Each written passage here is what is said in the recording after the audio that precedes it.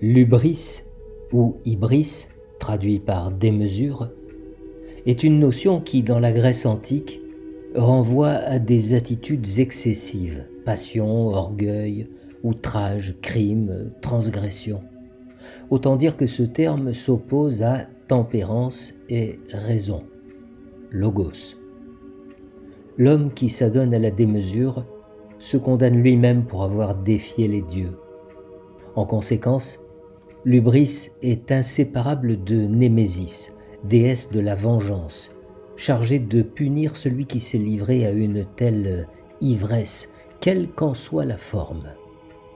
Mais les choses ne sont pas si simples, puisque l'homme grec atteint de démesure est aussi la victime d'un destin, la moira, qui impose à chacun de tenir sa place dans l'univers et de respecter sa part de bien et de mal, de fortune et d'infortune.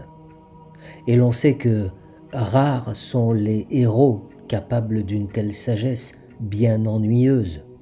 Autrement dit, l'hubris va de pair avec l'idée que l'histoire humaine, c'est-à-dire l'histoire, est tragique, le sujet étant condamné à restreindre son hubris sous peine de destruction, tout en étant inconscient de ce que l'histoire fait de lui. Oedipe, le roi de Thèbes, atteint de démesure après avoir vaincu la Sphinge, est le prototype du héros tragique, contraint de découvrir que, sans le savoir, il est une souillure qui a tué son père et épousé sa mère. Une fois la vérité révélée, il obéira à son destin, Moïra, en se crevant les yeux, Némésis. Il deviendra la victime expiatoire ou le remède, pharmakos, nécessaire à une purification de la cité.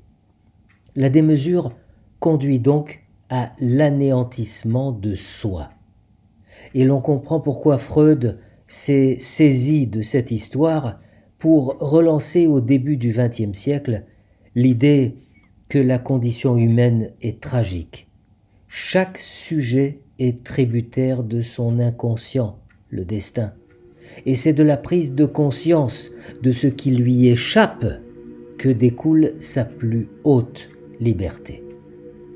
Freud a voulu penser les tragédies de son temps en montrant que la pulsion de mort, force primaire, hubris, a pour antidote l'accès à la civilisation, logos et culture, qui permet de la sublimer.